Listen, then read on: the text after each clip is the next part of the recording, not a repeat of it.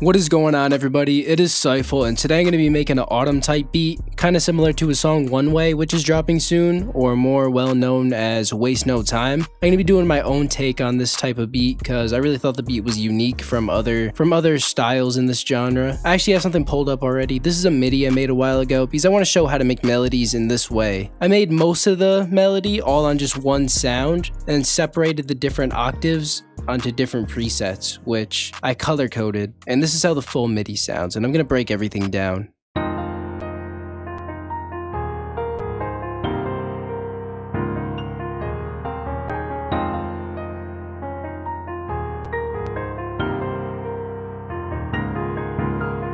So I made basically everything except for these orangish notes, all like this stuff that was made after, but I made basically everything else all on this one sound. And it may seem like a lot, but if you really separate it into different octaves, like you got the bass down here, you got the chords. This is probably the most advanced part, this little middle part. Then we got a lot more simpler stuff right at the top. Nothing crazy at all. So I'm just going to show you how making one MIDI could be really easy, and then you just kind of break stuff down into multiple presets, and it will make it sound like this to this. And that already sounds way more full and way more unique just by changing the presets on different octaves. So to start out, for the chords, I explain chords in most of my videos, so like I said, this is going to be a little more faster paced than my other tutorials, but I think the only really crazy thing, I think I have a couple chord inversions, and right at the end I have this little repeat thing. Besides that, these are basically just chords with inversions and just extra notes. I don't know how else to explain it. I don't really know music theory. I just kind of click around until stuff sounds good. And then I layered that with this guitar kind of sound. And the piano is chorus hall and purity.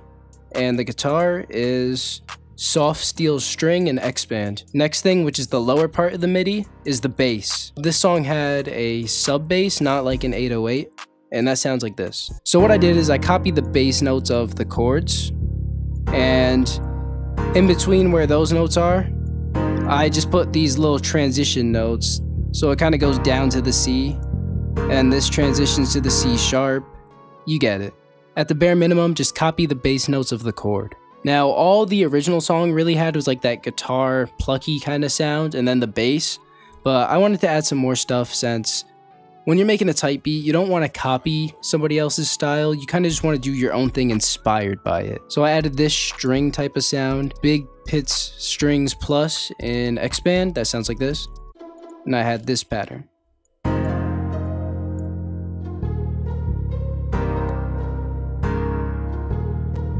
Next thing is this guitar in purity, which has this melody.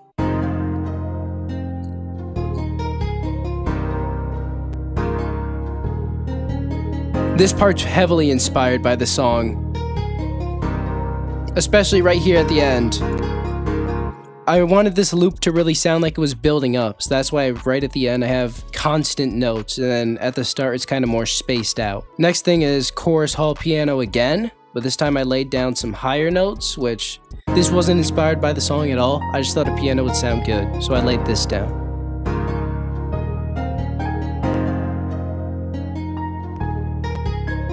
And higher octave at the end.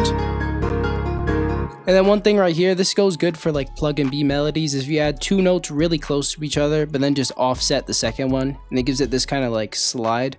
Alright, next thing is just this string playing a very simple melody.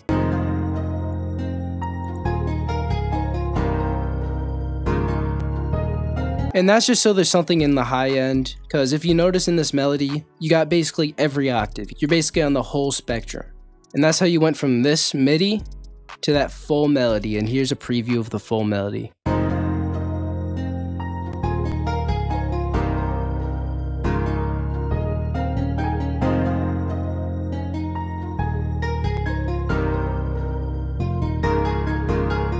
The reason I made this on a MIDI before putting it into the melody is because if you look at how many sounds this is, it's a lot. And if you have this many sounds open on FL, it creates a lot of like clicking noises because you're using so much CPU, it lags, and a lot of the plugins won't load, especially if you have a bad computer. So it's a lot easier to make it on one sound, and so you don't have to spend all this time looking for sounds. So that's why I did that, and I'm going to export this loop as a WAV file and make the beat in another project. Now that I broke down the loop, I'm just going to lay down some very simple plug and beat drums on this and kind of show you the type of drum bounce you'll hear in these autumn songs or any plug and beat music.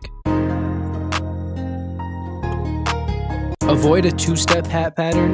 Try and have some gaps in there. I'm going to just loop that. And right here, I'm going to just add a simple roll. You can press Alt-U to open up this chopper, and I'll just hold right click and drag these down just to fade it out.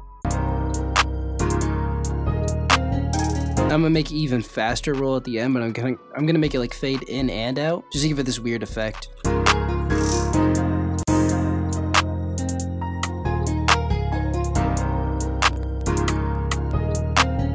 And every other clap, I'm probably just going to add this.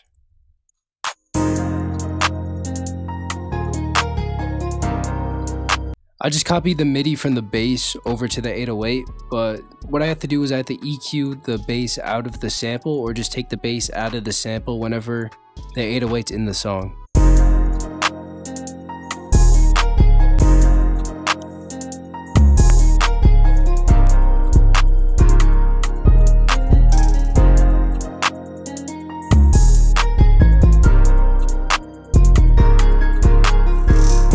For the arrangement of the beat, I definitely want this sub bass to be an important part of the beat because not a lot of producers will add these. They'll kind of just go straight to 808s. So I'm gonna have a 16 bar intro with no drums at all and just have the sub bass play for the second half.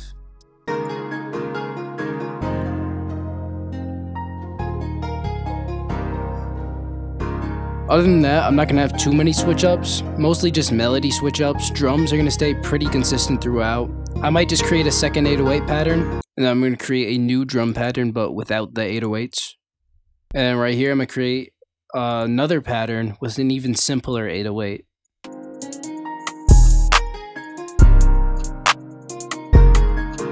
And then right at the end I'm just going to fade it out.